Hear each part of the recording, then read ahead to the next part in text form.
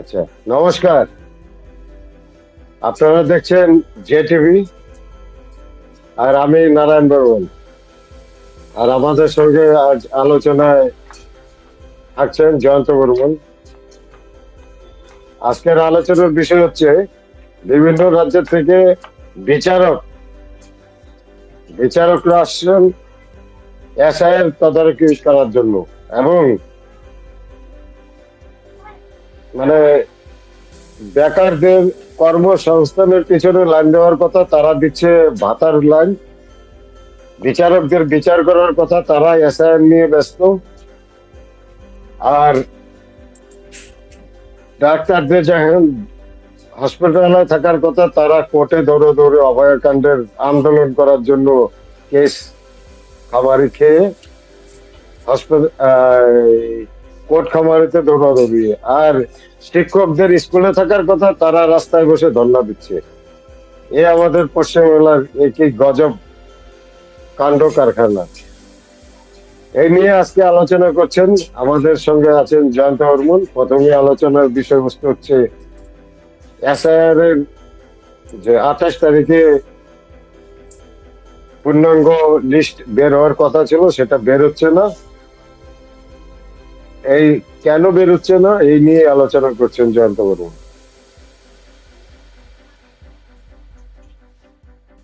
নমস্কার, আমি জয়ন্ত বর্মন। তো আমার কাছে যা রিপোর্ট আছে এখনো অব্দি, হ্যাঁ, যে এসআইআর 28 তারিখে পূর্ণাঙ্গ রিপোর্ট বের হওয়ার কথা ছিল, তো এখনো অব্দি 60 লাখ নামের ভেরিফাই করতে পারে নাই ইয়ারও বিএলওরা। তো ওদের মধ্যে কাজ করার কোনো ইচ্ছা বলতে কিচ্ছু ছিল না। যদি থাকতো, আর মমতা সরকার তো আছে, ওদেরকে কন্ট্রোল করে রাখছে, যার জন্য হয় নাই। যদি থাকতো, এই কোর্টের রায় আসার পরে বিচারকরা করছে। তো আজকে দুপুরে আমি একটা ভিডিও দেখলাম যে বিএলও ঐক্য মঞ্চের যে সেক্রেটারি আছে, উনি বলছে যে বিচারকদের হাতে যখন ড্রাফট লিস্ট গেছে, অলরেডি নাম কম হতে চলছে। তার মানে অ্যাক্টিভলি কাজ করছে। তারপরে আজকে আমাদের হাইকোর্ট সুপ্রিম কোর্টে মানে রিকোয়েস্ট পাঠাইছে আদার্স স্টেট থেকে বিচারপতি চাওয়ার জন্য। তো ঝাড়খণ্ড, উড়িষ্যা থেকে বিচারপতি আসতেছে 100 জন। কারণ যত আছে আমাদের পেন্ডিং লিস্টে আছে বিচার, মানে এসআইআর ফর্মগুলো, সেগুলো করার জন্য 80 দিন লাগবে। আমাদের রাজ্যের যত বিচারপতি আছে সবাই মিলে করতে গেলে একজন পার ডে 250 করতে পারবে। ওই হিসাবে করতে গেলে চলে যাচ্ছে হলো 80 দিন। তো বাইরে থেকেও বিচারপতিরা আসছে। এখন কি হবে, আমাদের যে ড্রাফট লিস্ট মানে ফাইনাল লিস্ট বের হবে, সেখান থেকে যা বলা হয়েছে যে এখন মোটামুটি যা রেডি হবে 28 তারিখ অবধি ওটা পাবলিশ করে দেবে। আর বাকি যেটা থাকবে সেটা আমাদের নমিনেশন হয়ে যাবে, তারপর লিস্ট বের হবে। যখন নমিনেশন উইথড্র করার লাস্ট ডেট, সেদিন অবধি বের হবে।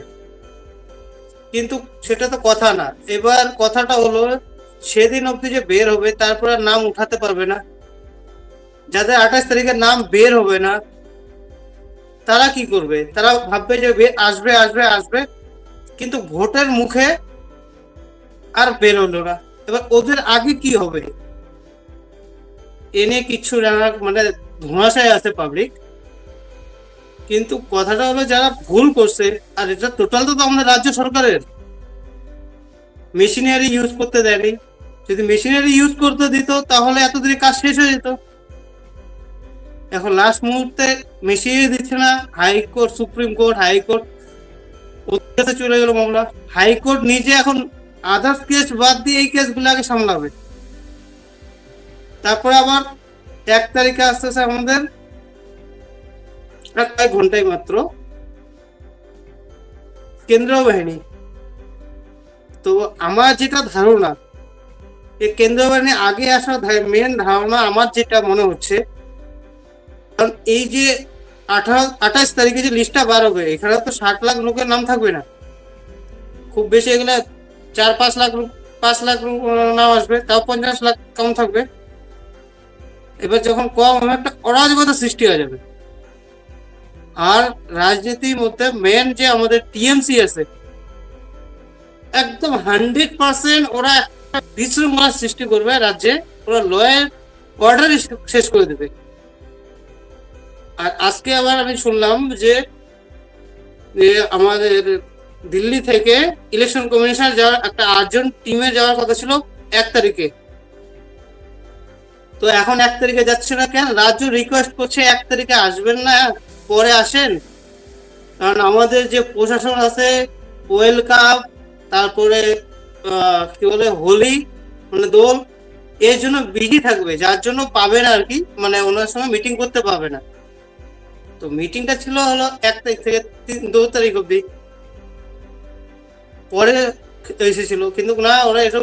আমার যা মনে হচ্ছে যে 1 তারিখে যে একটা অরাজকতার সৃষ্টি হবে না, এবার দিল্লি থেকে যদি যায় দেখে যে এই অরাজকতা মানে মেকআপ করতে গেলে হয়তো ভোটটাকে ক্যান্সেল করতে হবে। এখন রাষ্ট্রপতি শাসন লাগায় মহল ঠান্ডা করবে, তারপরে হয়তো ভোট করাবে।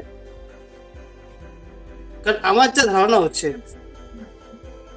সেই জন্য আমাদের রাজ্য সরকার চাচ্ছে যেন মানে দিল্লি থেকে আসে লোক না দেখতে পারে যে এরকম একটা অরাজকতা সৃষ্টি হচ্ছে।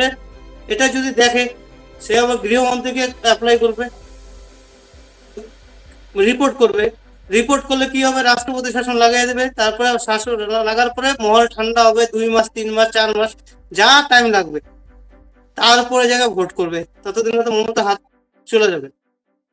এমনিতেও চলে যাচ্ছে 26-এ, মার্চের পরে তো এপ্রিলের পরে তো থাকলো না। আমার একটা প্রেডিকশন আছে, সেটা হচ্ছে মমতা হ্যাঁ। চাইছে যে রাষ্ট্রপতি শাসন লাগুক, রাজ্যের ল অ্যান্ড অর্ডার ভাঙুক। এটা অনেকদিন থেকে পরিকল্পনা চলছে, আজ থেকে 1 বছর আগের থেকেই 1-1.5 বছর আগের থেকেই চলছে ওনার পরিকল্পনা, একের পর এক। তারও আগের থেকে যখন সিএ লাগু হলো, ব্যাপক ভাঙচুর চালু হয়ে গেল, রেলওয়ে স্টেশনে আগুন জ্বালানো, রেলে আগুন জ্বালানো, রেল লাইন উপরে ফেলানো, মানে ব্যাপক অরাজকতা যাকে বলে, ব্যাপক অরাজকতা চালু করলো যেন একটা রাষ্ট্রপতি শাসন মানে মুসলিম অধ্যুষিত এলাকাগুলায়। ওরা কি চাইছিল, মমতা চাইছে যে একটা, হ্যাঁ মমতা ব্যানার্জি চাইছে যে একটা অরাজকতা লাগাই দিয়ে ল অ্যান্ড অর্ডার ভাঙিয়ে দিলে আমাকে ইসে হবে, মানে রাষ্ট্রপতি শাসন হবে। আর রাষ্ট্রপতি শাসন হওয়ার পরে আবার আমি একটা ভিকটিম কার্ড খেলবো, দেখো আমার নির্বাচিত সরকার ভাঙিয়ে দিল, কেন্দ্রীয় সরকার ক্ষমতার বলে। এবং ভিকটিম কার্ডের খোঁজে আছে। 2021-এ লড়লো, 3-4টা মুসলিম লাশের দরকার ছিল, ব্যবস্থা করে নিল। তারপরে পা ভাঙার দরকার ছিল, পা ভাঙে নেই, ভালো পায়ে ব্যান্ডেজ জোড়া দেখা ভিকটিম কার্ড খেলে নিল। এবার এর আগে ইডি যখন আনা দিল, তখন একটা গেম খেলতে চাইছে, গেম ফেল হয়ে গেল। কি গেম? এবার টেচারে করে প্রচারে যাওয়ার প্ল্যান ছিল ওদের, যে আগের বার পা ভাঙা ছিল, এইবার একটা যদি খালি ধাক্কা মারে ইডি, সঙ্গে সঙ্গে চলে যাবো আরজিকর হসপিটালে। আর আরজিকর থেকে, আরজিকর না কোনটায় থাকে, আরজিকরই তো থাকে তাই না, ওই আরজিকর হসপিটাল থেকে সিধা টেচারে উঠা ও প্রচার করে বলাবো পুরো পশ্চিমবাংলা, দেখো আমার হাড় ভেঙে বলাইছে, আমার কোমর ভেঙে বলাইছে, আমার মাথায় 36টা সেলাই করাই দিছে, আমার মগজ কয়বার প্লেটে করে রাখছে, আবার মাথায় ঢুকাই দিছে। এই ধরনের ভিকটিম কার্ড খেলবে পশ্চিমবাংলার পাবলিকের কাছে। গেম, হ্যাঁ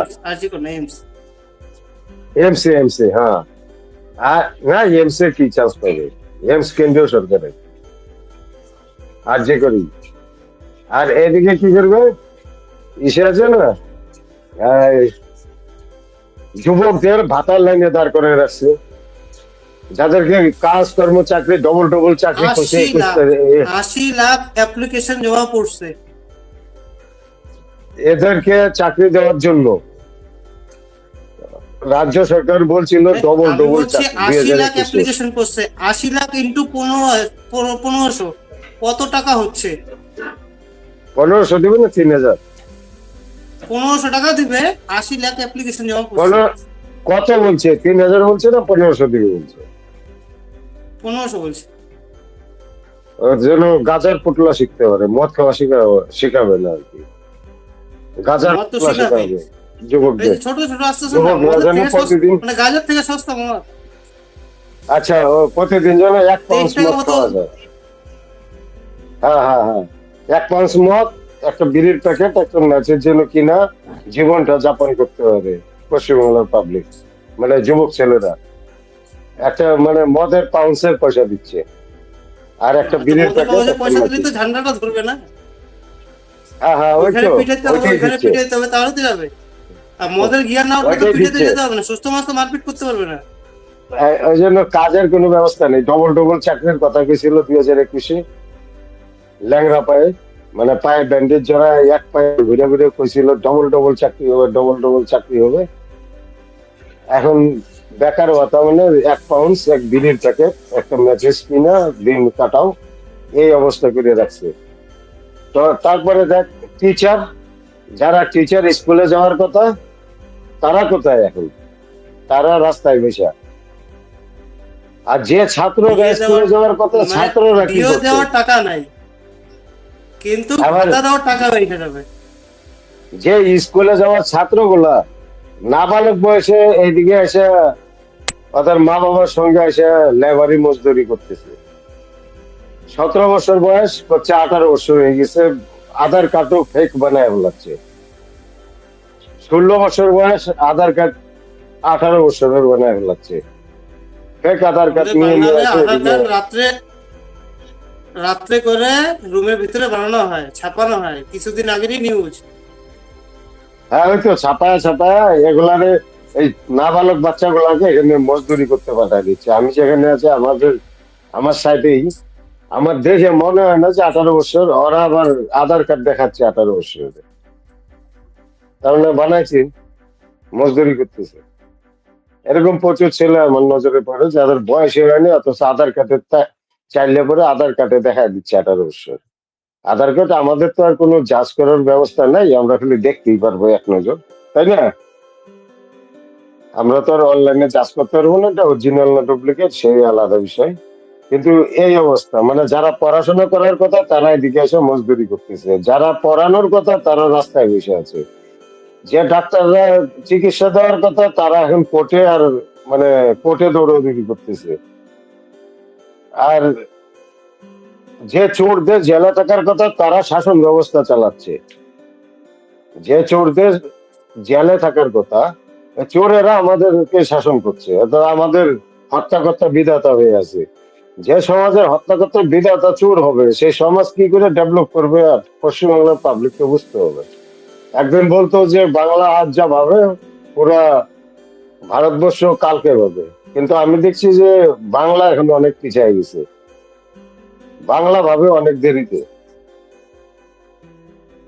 আমাদেরকে ভাবতে হবে, নন্দীগ্রাম যা ভাবছে আজকে ভাবতেছে, মানে গতকাল ভেবেছে, আমাদের আগামীকাল ওইটাই ভাবতে হবে। তাছাড়া পশ্চিমবাংলার কোনো ইসে হবে না, মানে মুক্তির রাস্তা নাই। আজাদি চাই, স্বাধীনতা চাই, এই লড়াইটা স্বাধীনতার লড়াই লড়তে হবে পশ্চিমবাংলার হিন্দুদের। এই স্বাধীনতার লড়াই যদি না লড়তে পারে তাহলে পশ্চিমবাংলার হিন্দুদের অবস্থা খুব শোচনীয়। আর এই এসআইআর এর ব্যাপারটা যে খালি বিশেষ করে হিন্দু নাম বাদ গেছে, এটা একটা বহুত বড় গেম হয়ে গেছে, মানে ঠিক আছে, একটা বহুত বড় একটা গেম খেলে গেল। মেশিনারি টোটালটা হলো টিএমসি। হ্যাঁ বহুত বড় গেম খেলে গেল, বুঝছিলে? আমাদের সরকার কিন্তু না, সরকারটা আমাদের না, সরকার হলো টিএমসি পার্টির সরকার। আমাদের না, এটা মুসলিম লীগ টু সরকার। তৃণমূল টৃণমূল বুঝি না আমি, এটা বুঝি আমি, এটা মুসলিম লীগ টু এর সরকার। হ্যাঁ, মুসলিমদের বাঁচানোর জন্য হিন্দুর নাম ঘ্যাস করে বাদ দেওয়াইছে, আর ভিডিও টিডিও দিয়া। ঠিক আছে, কমসে কম এখানে 80 লাখ তো হিন্দু নাম বাদ যাবে, 40 লাখ যাবে মুসলিম নাম বাদ। 80 লাখ হিন্দু নাম বাদ দেওয়ার পিছনে টোটালি পুরো গেম খেলে গেল মমতা। এর আগে একদিন একটা ডায়লগের মধ্যে মমতা বলছে, আমি এমন গেম খেলবো, এমন খেলা খেলবো কেউ ধরতেও পারবে না। ওই খেলা খেলে চলে গেছে, কিন্তু এখন কাল আমার মনে হয় না। কালকে কালকে মমতা ব্যানার্জি নিজের কেন্দ্রে ভবানীপুরে একটা মিটিং এ বলছে যে 1,20,00,000 নাম বাদ যাচ্ছে। তাই ও কি করে জানে? এতদিনে স্বীকার করছে যে আছে এতগুলা ভুয়া। না, স্বীকার করছে না, এটা এটা ও বাদ দেওয়াইছে, ও জানে। ওর লোকেরই বাদ দিছে তো। হিন্দু নামে এর মধ্যে 80 লাখ আছে, আমি বললাম না 40 লাখ আছে মুসলমান। ওরা নিজেরা সবকিছু জানে তো, ওর কাছে ডাটা আছে, কয় না এসআইআর এর ডাটা। আরে এসআইআর এর ডাটা থাকবে নির্বাচন কমিশনের কাছে, এসআইআর ডাটা কি করে আইটেক কোম্পানির কাছে থাকে? 5 বছরে 12,000 কোটি টাকা ইউজ করছে এই আইটেক কোম্পানির পিছনে। 12,000 কোটি টাকা, 1 কোটি টাকা না। আর তৃণমূল কংগ্রেসে 12,000 কোটি টাকা জোগাড় করলো কোথা থেকে, এটাও একটা ইসের মানে তদন্তের বিষয়।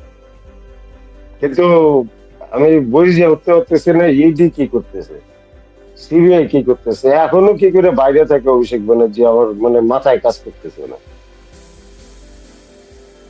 পশ্চিমবাংলার কোন পাবলিকেরই মাথায় কাজ করতেছে না যে অভিষেক ব্যানার্জি এখনো কি করে বাইরে আছে। 150 কোটি টাকা সম্পত্তি বাজেয়াপ্ত হয়ে গেল লেফটেন্যান্ট বাউন্স নাকি নামের কোম্পানিতে, তো হুম তাই না? এত টাকা সম্পত্তি বাজেয়াপ্ত হয়ে গেল, প্রমাণিত চোর, এখনো গলায় রশি লাগাইলো না। ওকে ছিল প্রমাণ হলে গলায় রশি লাগাবো। আর কোম্পানির 150 কোটি টাকা সিজ হয়ে গেল, তো 10 পয়সা তো পরের কথা, 150 কোটি টাকার সিজ হয়ে গেল, তো এর থেকে আরো কিছু বড় প্রমাণ লাগবে নাকি? ওর ফাঁসির রশি 10 পয়সা বলছিল, আর তো 150 কোটি টাকা হয়ে গেছে। মানে চোরেরদের সাম্রাজ্য চলছে। পশ্চিমবাংলার পাবলিকের এই চোরেদের হাত থেকে স্বাধীনতার দরকার আছে। এটার জন্য এক কাঠা ভোট দিতে হবে হিন্দুদের, এবং মুসলমান যারা রাষ্ট্রবাদী আছে তাদেরকেও আহ্বান করা উচিত বিজেপির থেকে, যে আপনারাও আগে আসেন, এই চোরকে সরাই, তাই না? কিন্তু হ্যাঁ মুসলমানদের একটা কমই কি, মুসলমান ভোটারদের এদের কোনো আইডিওলজি নেই, অনলি ফর বিজেপি হাটাও আইডিওলজি। আমার ছেলে পড়াশোনা না করতে পারুক, স্কুলে গিয়ে মানে যে মিড ডে মিলটা আসে স্কুলের, এটা তৃণমূলের কংগ্রেস চুরি করুক, আমি একটা গরিব মানুষ ঘর পাওয়ার জন্য 30,000 টাকা এদের তৃণমূলের নেতাকে দেওয়া লাগুক, কিন্তু বিজেপিকে আসতে দেওয়া যাবে না, চোরদেরকেই রাখতে হবে। ইউপির মুসলমানরা বা বিহারের মুসলমানরা বুঝতে পারছে যে চোর সরকারের দরকার নেই, তাই বিজেপি সরকার নিয়ে আসছে না। জম্মু কাশ্মীরের মতো এই এলাকার মুসলমানরা বুঝতে পারছে যে বিজেপির মতো রাষ্ট্রবাদী দলের দরকার আছে ভারতবর্ষে, ওরা বুঝতে পারছে। কেরালার মতো একটা জায়গায় ত্রিবেন্দ্রম পৌরসভা নির্বাচনে পৌরসভাটা দখল করছে, মানে ত্রিবেন্দ্রমের যে মেয়র পরিষদের নির্বাচনে মেয়র বিজেপির হয়ে গেছে ত্রিবেন্দ্রম।